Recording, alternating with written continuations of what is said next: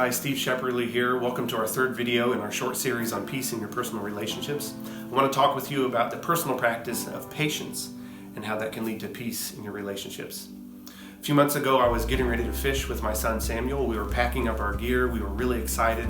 We were laughing and goofing around and just looking forward to this fishing trip. And out of nowhere, some fear cropped up in my son. And to me, it seemed like it was a totally unwarranted fear, totally insignificant. I just thought, do we have to deal with this fear when we're carved out this time to have a really good outing and have some fun together? And in my impatience, what I wanted to tell him was, can you just get over your fear? There's no reason to be afraid of this. Can you just get over it? Over the last several years, I've learned through experience that that does not lead to peace. Telling my son or my daughter, just get over your fear, doesn't usually help them. It doesn't lead to peace for them or our family. So that's one layer of how patience can help. But recently I've been learning a second layer of patience that can bring even greater peace in these moments. 1 Thessalonians chapter 5 verses 13 through 14 spells this out. This is the Apostle Paul writing this, and he says, "Be at peace among yourselves, and we urge you, brothers, admonish the idle, encourage the faint-hearted, help the weak, be patient with them all." So Paul traces a connection between being at peace and being patient. If you're patient with all these kinds of people, this is one way of experiencing peace together. But this kind of patience is not simply saying, I'm going to refrain from being annoyed at somebody else. I'm going to refrain from lashing out or snapping at somebody that's frustrating me.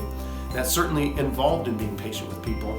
But this kind of patience goes a step further. Paul says, when somebody is weak, you actively help them. You get into the trenches and you help them. That's what patience looks like.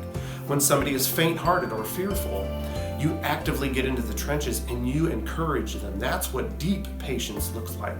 When I've done this with my children, when I've slowed down and gotten into the trenches and said, Sam, Sydney, what's making you upset? Why are you so bothered? Talk to me about this. And I talk them through their fears and help them to see that their fears are unwarranted. They actually have greater peace. Our family has greater peace. We can get on with the joy of the day. So I'd like to encourage you, think of peace in these ways and think of patience in these ways. Not just refraining from lashing out at people when you're annoyed at them, but using opportunities to care for them, to get into the trenches with people and help them through situations so that you can all experience greater peace. If you'd like to learn more about what the Bible has to say about loving people in hard times, I encourage you to check out this sermon by Pastor Brooks entitled Brotherly Love in Times of Crisis. And I also encourage you to check out our next video in this series where we'll talk about our next personal practice, building peace with others, and that's loving our enemies, and I'll see you in that video.